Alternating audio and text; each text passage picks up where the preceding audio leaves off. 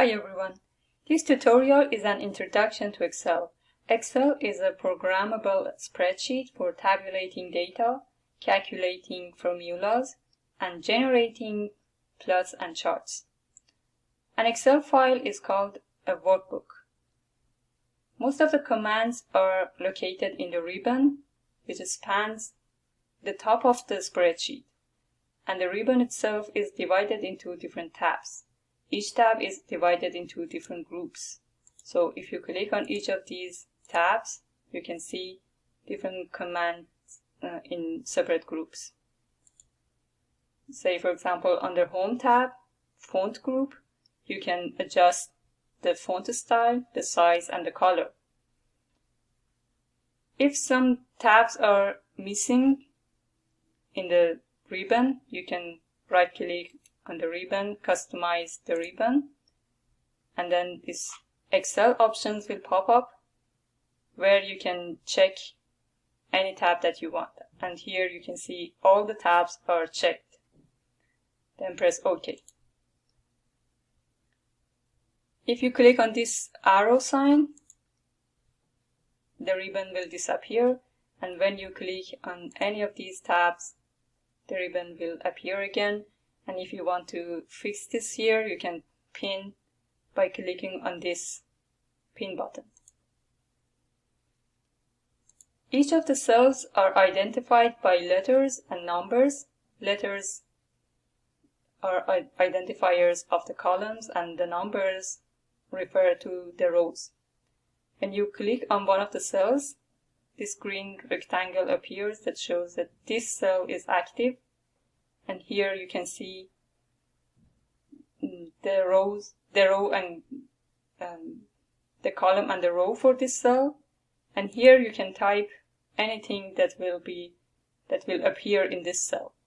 If you want to type a formula, you need to enter an equal sign first, and then, for example, 10 plus 50, then enter. Here you can see that only the result of this formula will appear in this cell. But this cell still contains this formula here. Other than formulas, you can type numbers and text into the cells. Now here in this cell, I would type 3, and then the Enter key or the Tab key. Here, if I type the single quotation mark and then number 3, enter.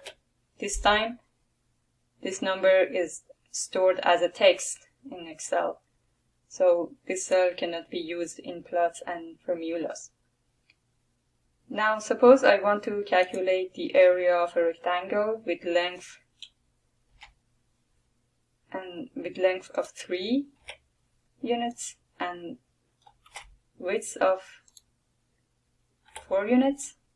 So this cell, I would type the area, and here I would type the formula for my area, type the equal sign, B1 multiplied by B2.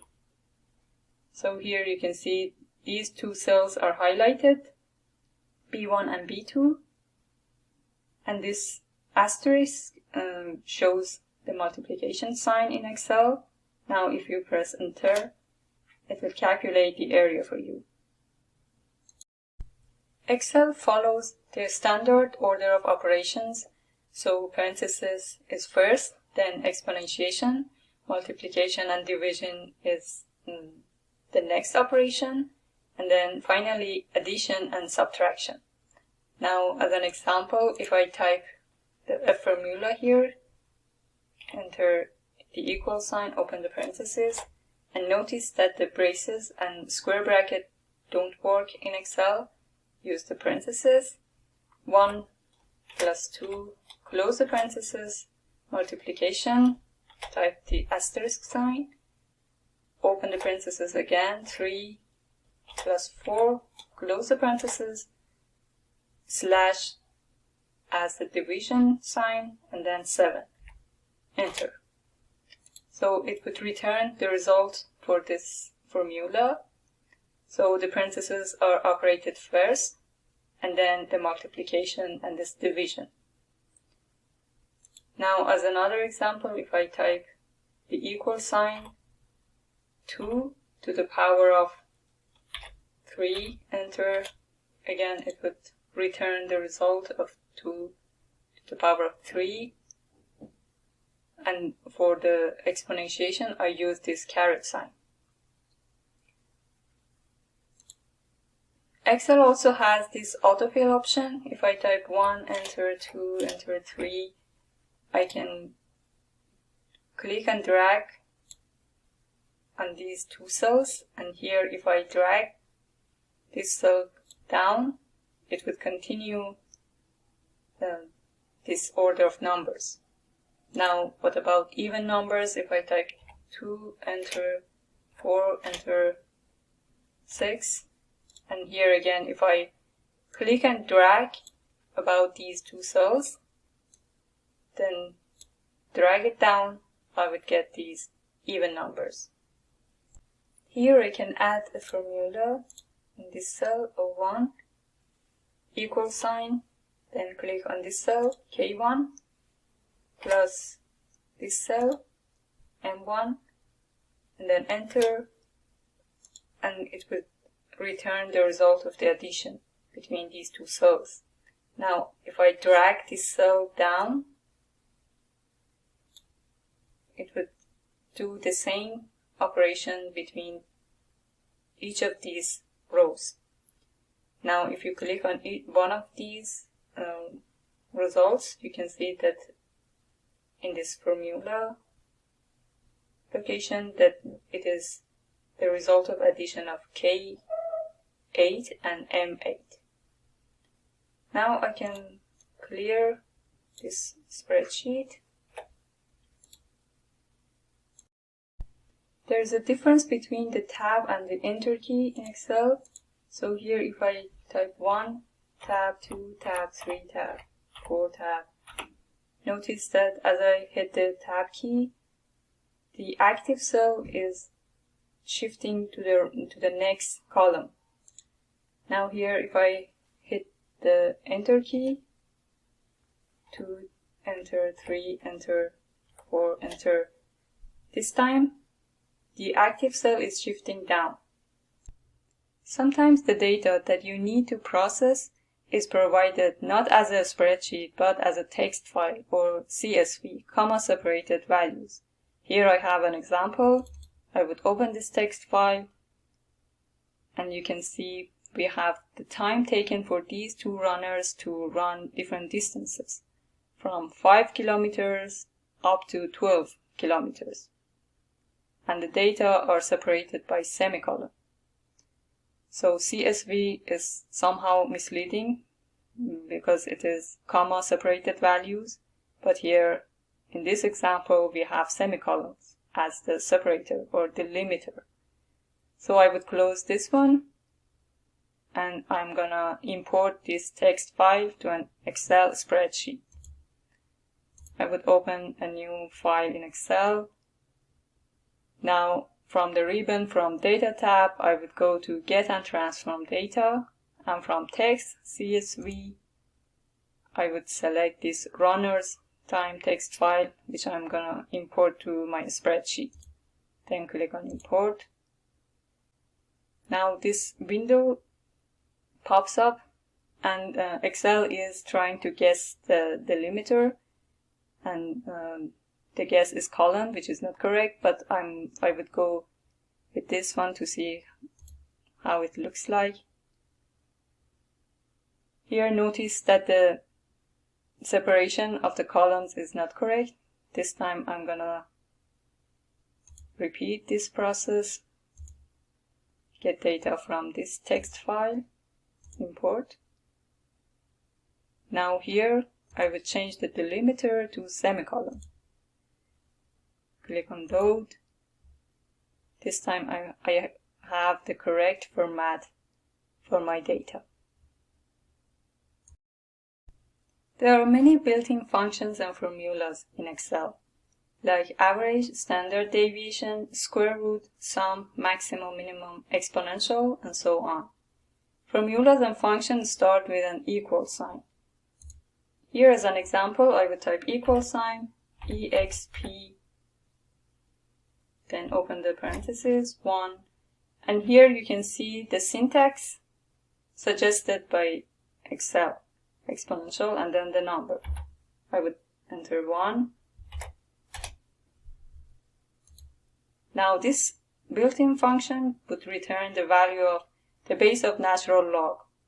As another example, I would type equal sign, pi, open the parentheses, and again, the syntax appear here. I would select the same syntax, enter, and this time it would return the value of pi. Suppose that we want to calculate the area of a circle with radius of 2 centimeters. So I would type equal sign, 2 to the power of 2, so 2 squared, multiply by pi.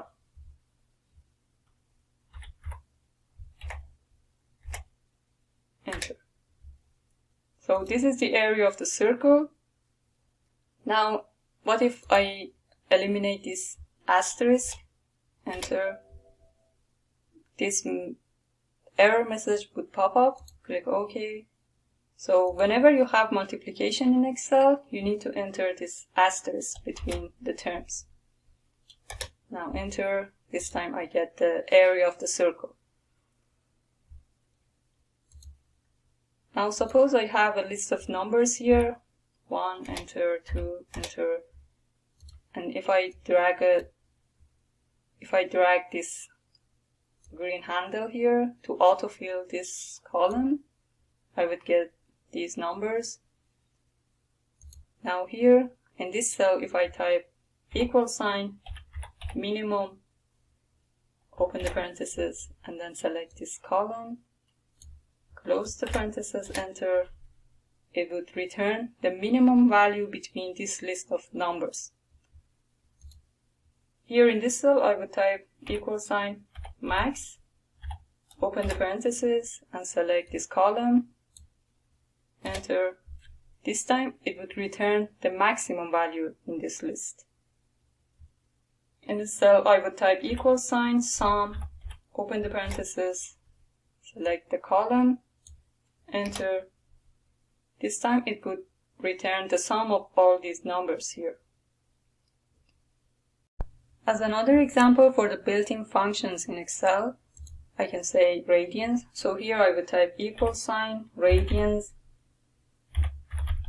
open the parentheses, and the syntax appear here showing that I need to enter an angle here. So I would enter 30, for example, 30 degree, enter, and it would return the angle in radians. So this function is converting degrees to radians for me.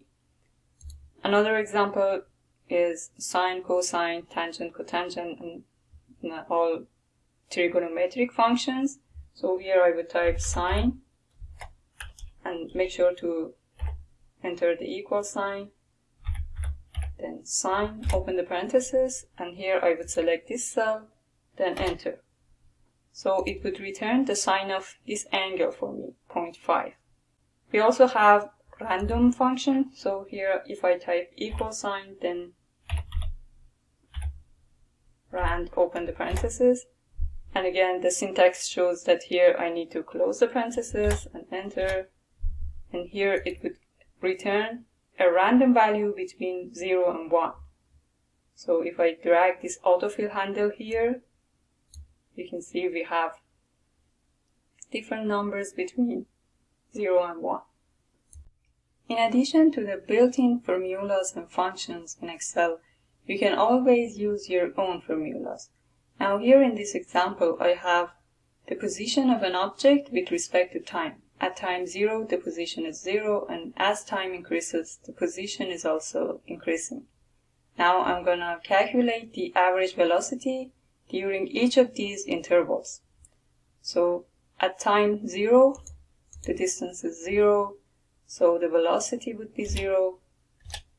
Here in this cell, I would enter the formula for the average velocity, x2 minus x1 divided by t2 minus t1.